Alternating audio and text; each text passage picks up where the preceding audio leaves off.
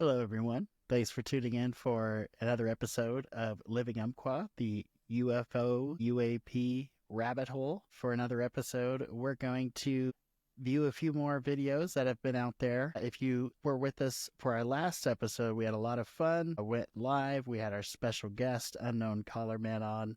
That was just an absolute blast. We had so much fun. And we do look forward to doing that again at some point.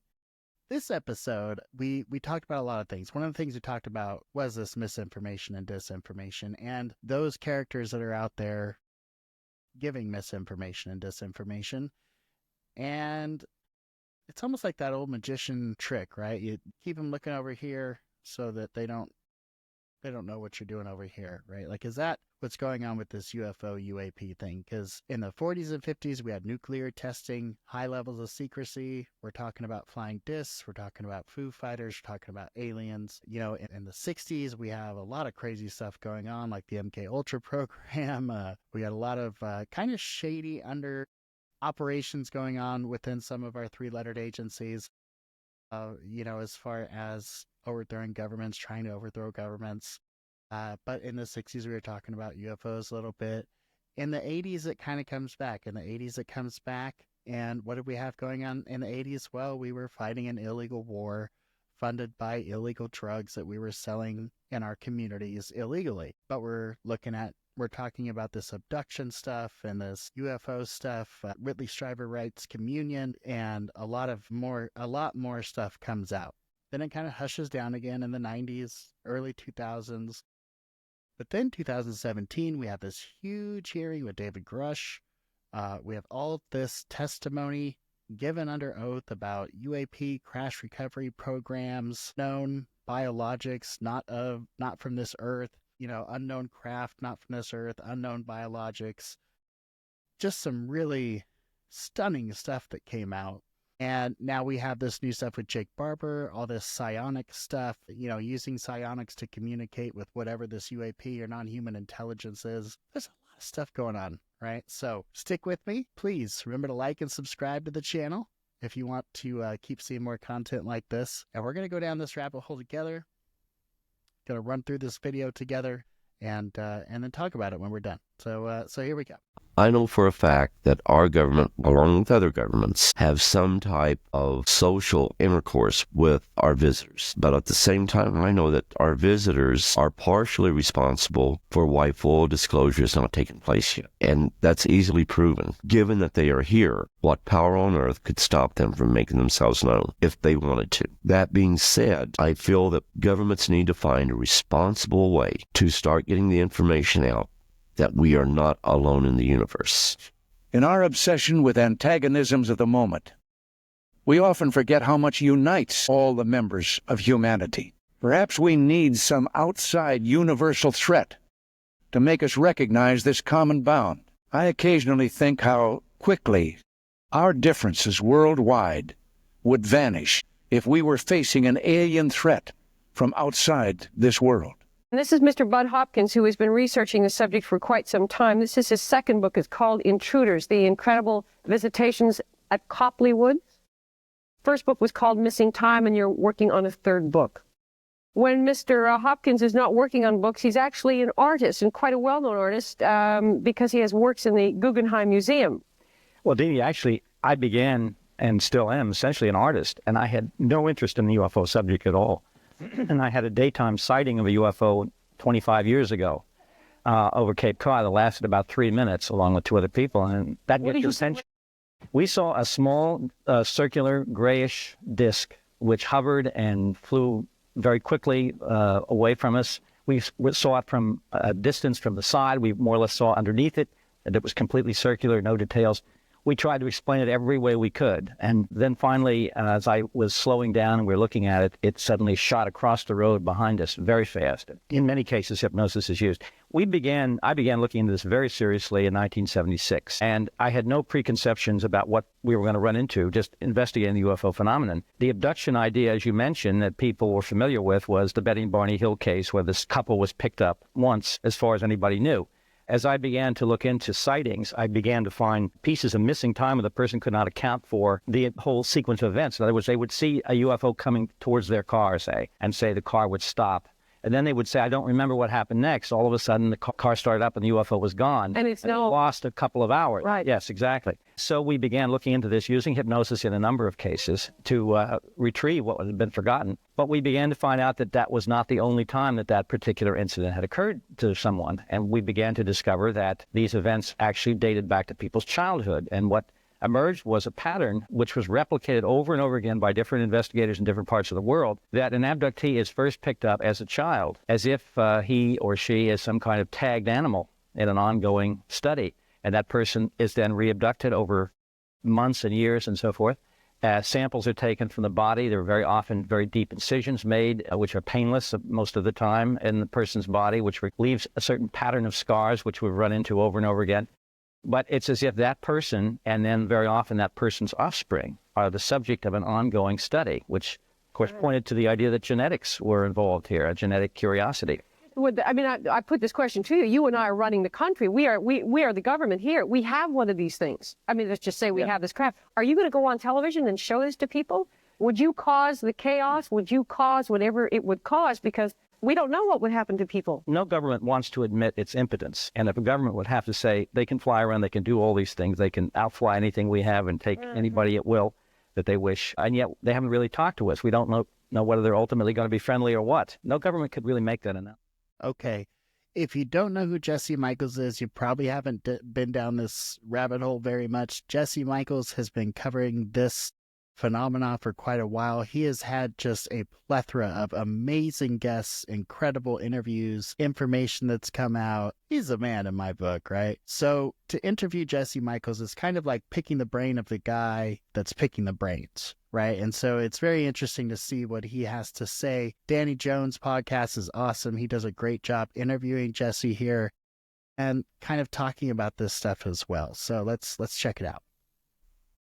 And then we started to experiment with more and more high-powered radar, and that we had that at White Sands, and I think we had that probably at Wright Airfield, and I think we've had that at Air Force bases across the U.S., and then I think they're attracted to nuclear stuff, and so I think they can be disrupted by some of these high-powered radars, and this is where the conversation kind of gets weird, because And they're not aware of our high-powered radar. I think that's possible, man. I mean, there's also, yeah, and it's a weird, I don't like talking about it, because I think it's kind of fucked up, to be honest. Like, I don't think that should be, it's kind of weird. Well, just messing with these things at all. I think they're not kind of interfering with us, and so we shouldn't interfere with them. Oh, totally.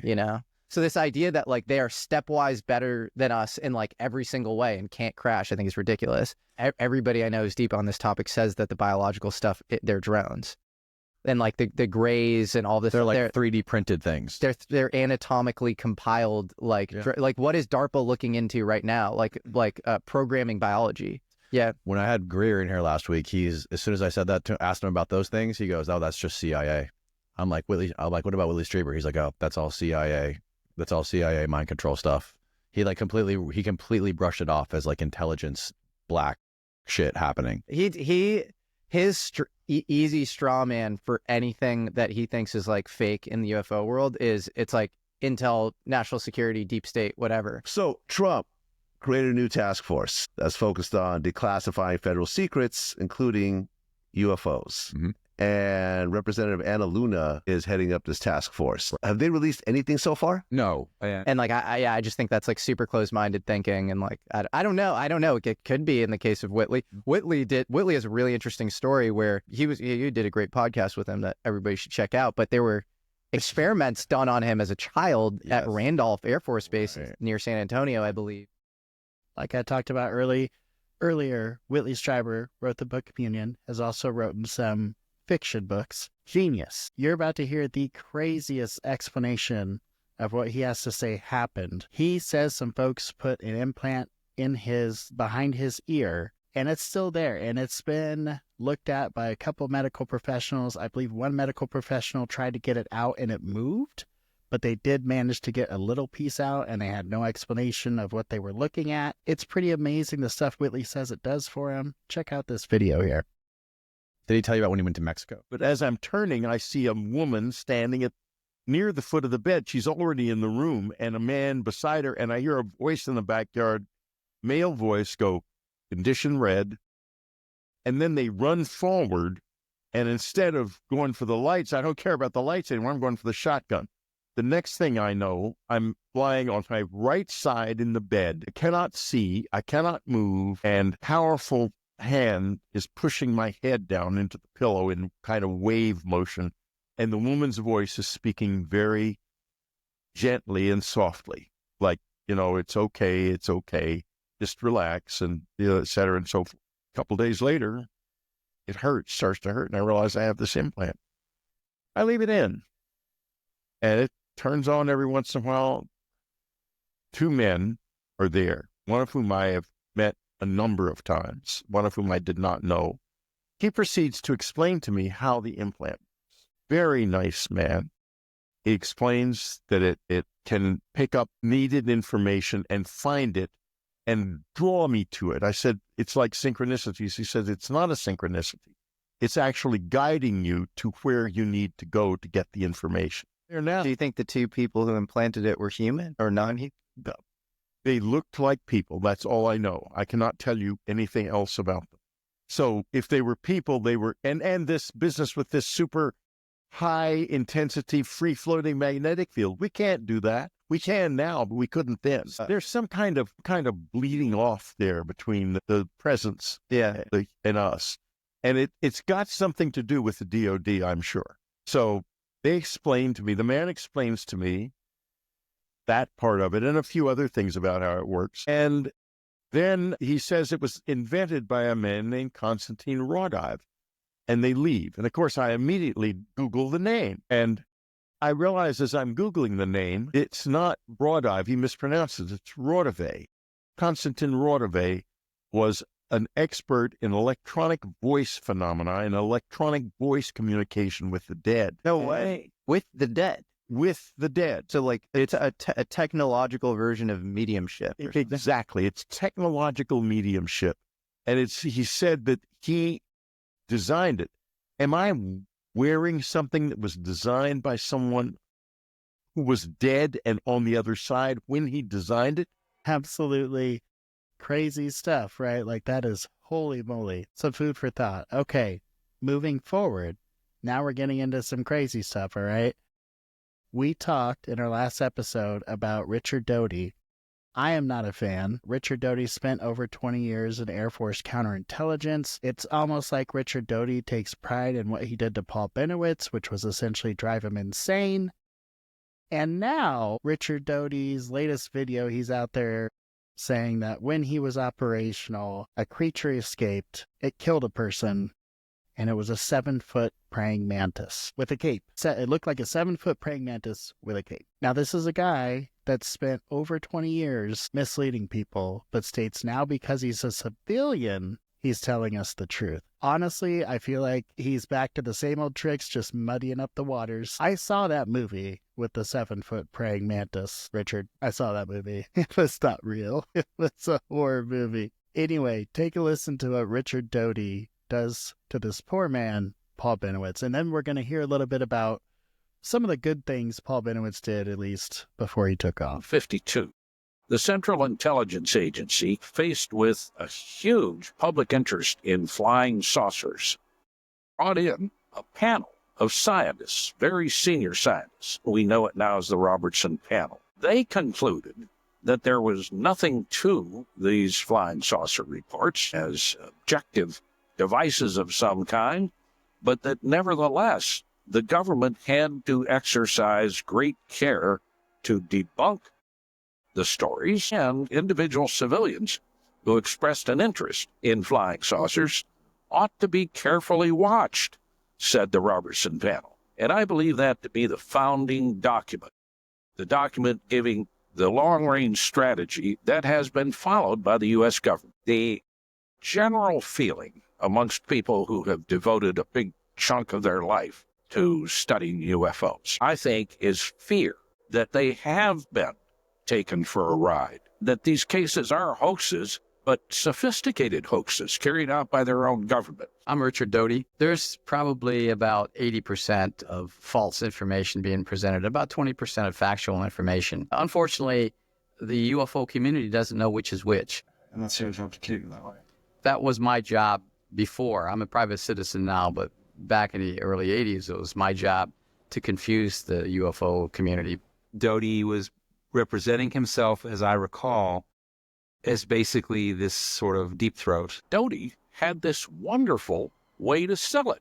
I'm with the government, you cooperate with us, and I'm going to tell you what the government really knows about UFOs. The main reason that we in the UFO field recognize the name Richard Doty is that a man named Paul Benowitz, a self-made man, a very successful businessman, was systematically driven insane, wound up in an insane asylum, under treatment for a long time, lost his business, had to turn it over to his family, and was destroyed by the efforts of Richard Doty. You hear about the ones that something goes wrong. You hear about the ones where there's an unfortunate incident, or in some cases they're failures. It was unfortunate what happened to Mr. Benowitz, but they were supposed to protect something and they did their job. My supervisors told me, listen, we don't want him to go out to the public, go on camera and say, hey, I just tapped into a secret laser on Kirtland Air Force Base. Obviously, we can't have that happen. All I had to do was say, well, you know what, Paul? Maybe what you did see was UFOs. If it hadn't been for Paul Benowitz, I would have never known 70% of the stuff that was going on. What kind of stuff did you find that would make you think that there was something underground there? Well, the entrance to, or the...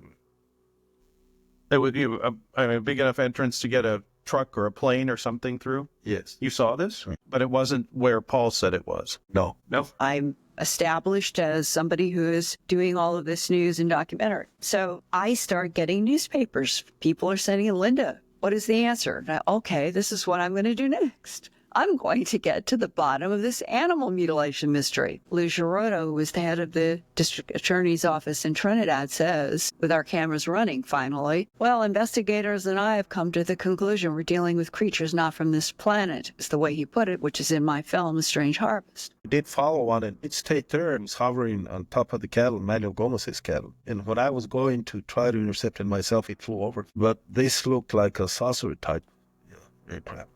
But you could see lights in it blinking. Why do they put lights if they're from outer space? They don't need any guidance with lights. So the embassy would always give me security escort and bodyguard. Special forces guy came and I said, hey, what do you know about these crazy stories about these helicopters that are taking, mutilating cattle? Oh, he says, you know, my real job is I'm in a special group in New Mexico. We've been doing something that is really, really interesting. He said, it just blows my mind. I just don't, he said, we got these helicopters that I'm flying, he says. These helicopters are all fixed up. First of all, we got no markings on them. Second of all, they're really fast. Third, they're really quiet. And they got a lot of lights. We got red lights. We got white lights. We got strobe lights. I said, what are you talking about? He says, we pretend we're UFOs. Yes, but they talk. And if they talk, once in a while, you're going to get a piece of something in that huge pile of crap that will actually connect to what you want.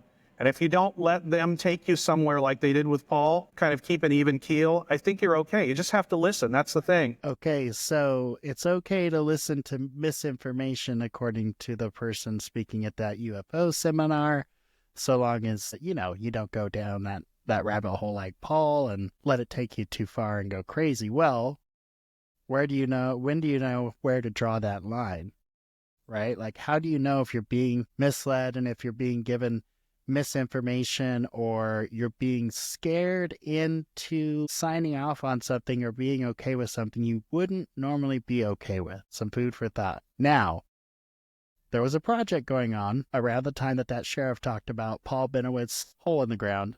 They were setting off nukes underground, and that would probably leave a pretty big hole. They were flying around helicopters, advanced helicopters with advanced technology, trying to make them look like UFOs. And then you had another group trying to make cow mutilations look like they were from UFOs that were actually maybe testing these cows. Let's watch this scene, see what you think. New programs of the Atomic Energy Commission and other agencies are designed to expand the usefulness of nuclear energy. Before work is begun on any of these programs, the government thoroughly evaluates the health and safety factors, often for several years. Project Gas Buggy was an underground nuclear detonation that took place in 1967 in Dulce, New Mexico. It was an attempt to release natural gas reserves from the subterranean environment in a sort of early version of what we would now reckon as fracking. Some people have suggested that the cattle mutilation program was actually a covert monitoring program for assessing the radiation leakage levels into the environment, into the ecosystem, and into the food chain. Senator Harrison Smith had a conference here in 1980 because the ranchers were asking for help, and I met Paul Benowitz. He was taking a bunch of pictures of the aircraft that was coming out of the Kirtland area. But we were watching the same aircraft fly in the Dulce areas.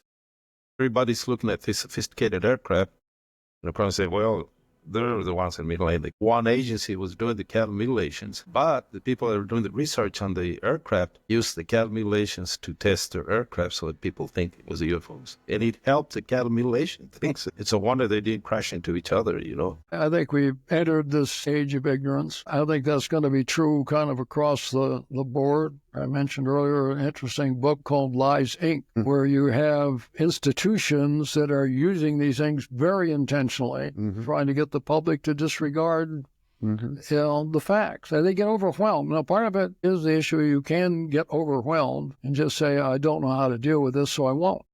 You don't care about facts. Part of it, I think, is just getting inundated and overwhelmed. Now, Colonel John Alexander is a man I have a great deal of respect for, and I think he makes a very, very valid point here is we can get information overload, right? And so it can be exhausting, and we have to make sure that the information we're listening to makes sense, or the information we're paying attention to, right? We only have so much bandwidth, and sometimes it can get so exhausting you just kind of throw your hands up and quit.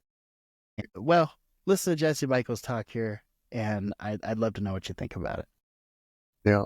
Dude, with like all of this stuff that's been happening lately with the news cycle and all the crazy things that have gone on in the last 6 months, like from almost getting killed on live TV to like a week later, that story's completely dead.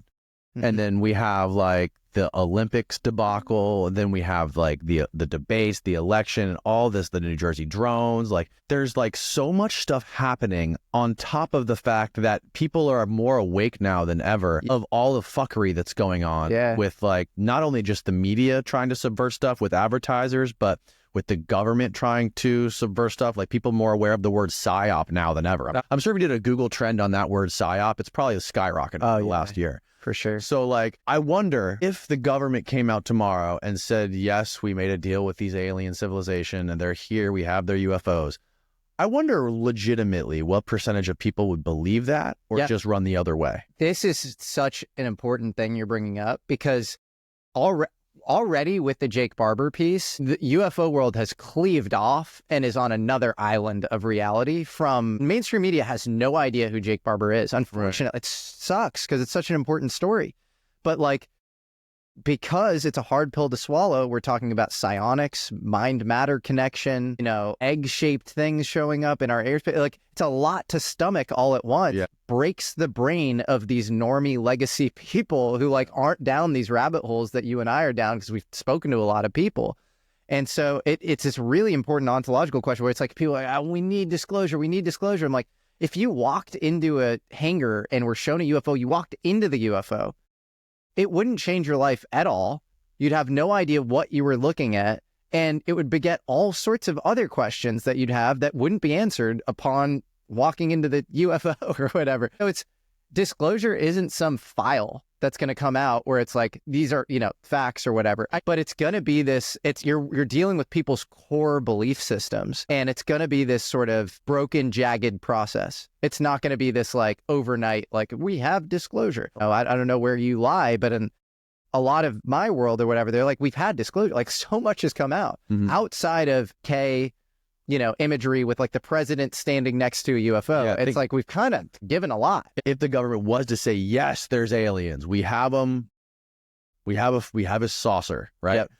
there would be a huge chunk of people who think automatically, if they're saying that, the opposite must be true. Yeah, of course. And I understand that skepticism, and I have a reflexive allergic reaction to the government telling me anything as well. And I would just say, just because you think somebody has an ulterior motive, because a lot of people in the UFO world have a fucking ulterior motive, doesn't mean everything they're saying is wrong. Right. A lot of these guys, like, I think that the prima facie stories of a lot of these guys are just fully right.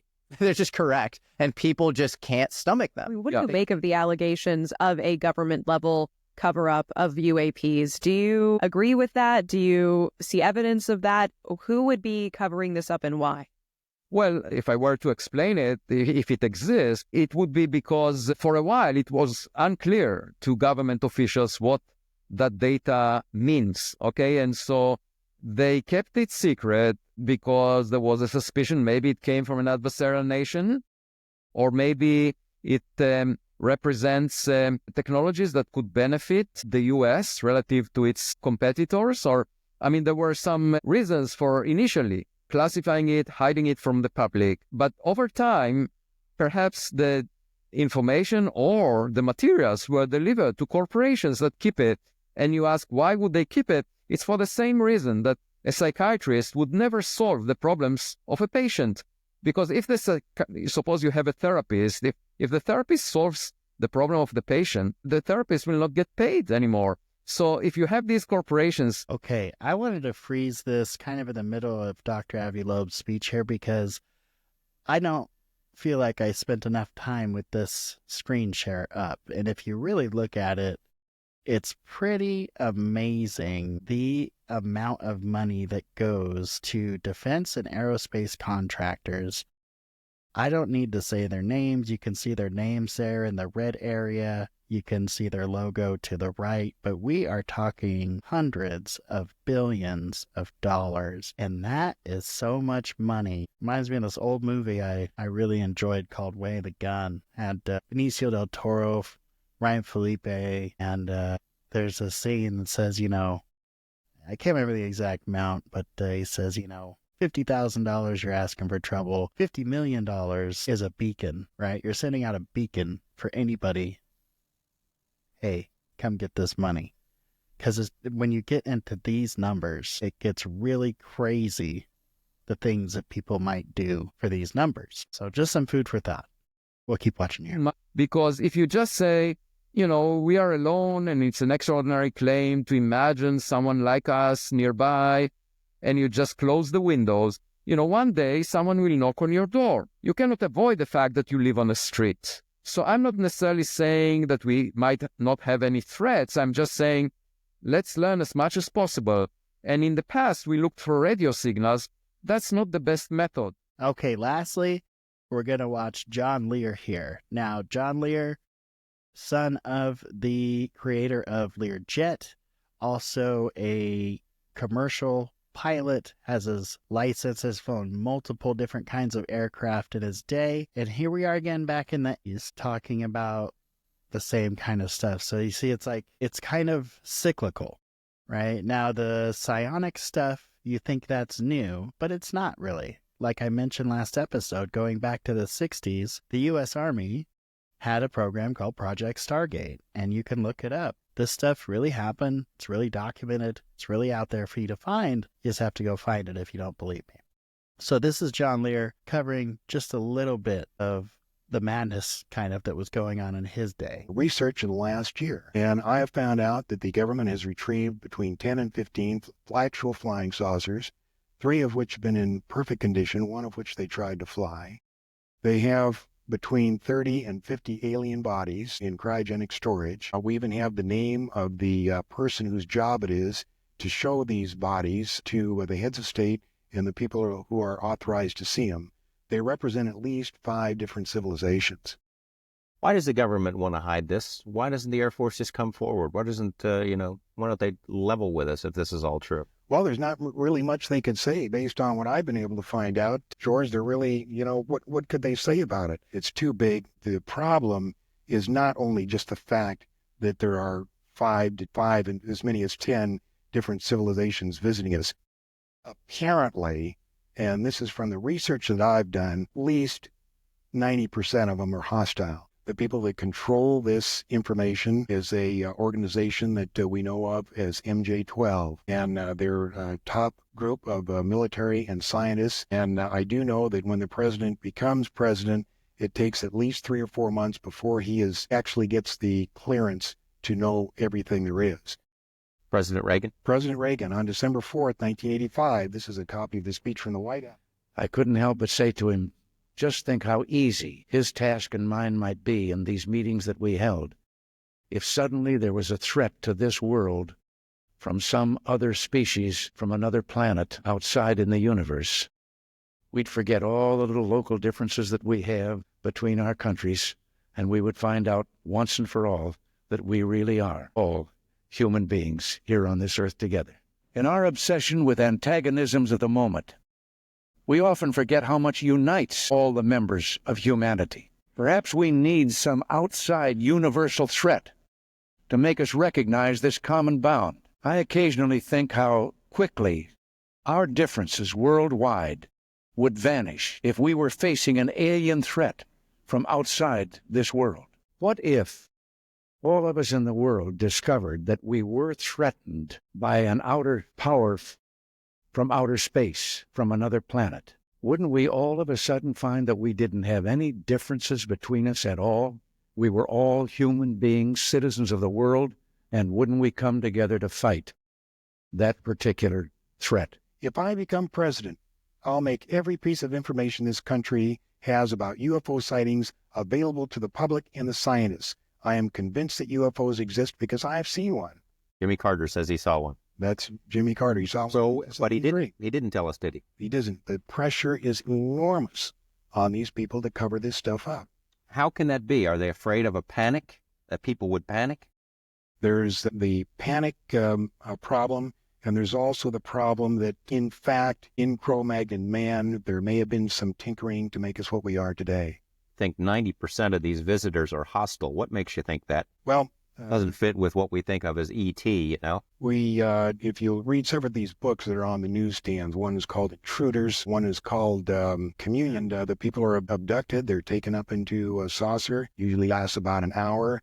They do all kinds of experiments. They give them shots, they poke them, they cut them, they do all kinds of things, then wipe out their memory and send them back. Apparently, within the next 2 to 5 years, there is going to be a big event. Something enormous is going to happen. And these people who have been abducted, and there's probably over 100,000 of them, have been given some place to go and something to do. But under our best hypnotic techniques, we cannot find out what it is. And the third thing that they do is genetic experiments. They've been crossbreeding. There's a very good book out now called Intruders, written by Bud Hopkins. And it's about a crossbreeding experiment with a girl in Indianapolis, and the big head, what we call the big head in research, the little 3.5 foot tall with a big head, they crossbreed that with this girl in Indianapolis, and there were 7 children. You've said before you thought a lot of their intentions were hostile, and you've mentioned before that a lot of the sightings are around military bases.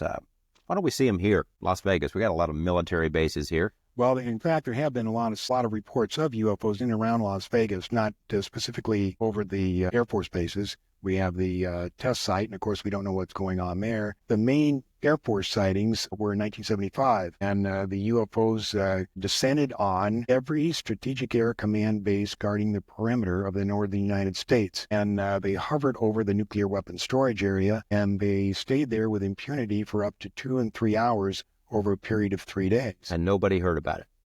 Well, there was a few reports, but you really don't. I have a report 150 pages long.